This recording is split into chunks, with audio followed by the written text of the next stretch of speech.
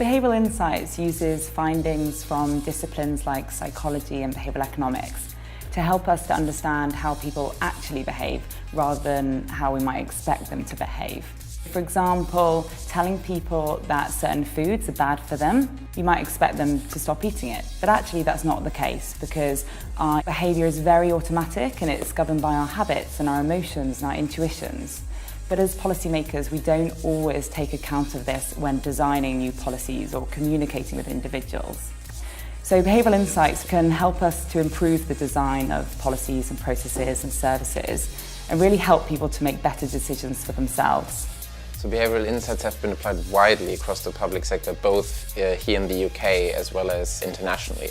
We've used them to increase attainment of students in further education colleges. We've used them to reduce unnecessary antibiotic prescribing or to help people to get back into work more quickly. We've also worked with local governments across the country, including working with one council to reduce purchases of high sugar drinks. The intervention consisted of putting a red warning sign in front of the sugary drinks, and we successfully reduced purchases by 7%. Successful demand management obviously requires good understanding of the drivers of human behaviour so that we can shift that behaviour, and the behavioural insights approach obviously has that at its centre.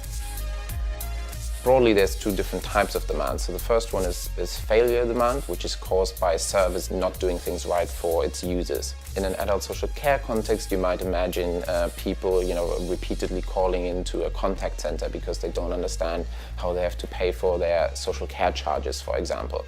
And if we then went out and did research, we might understand that information is not provided to people at the right points in time or in the right way. Then there's a second type of demand, which is preventable demand, which is demand that could have been avoided if the needs of the user had been addressed at an earlier point. And our project here, Knowsley, is a perfect example of this sort of approach, where we're trying to get people to take up assistive technology so that they can live in their homes for longer and don't need the more comprehensive social care intervention as early on in their lives.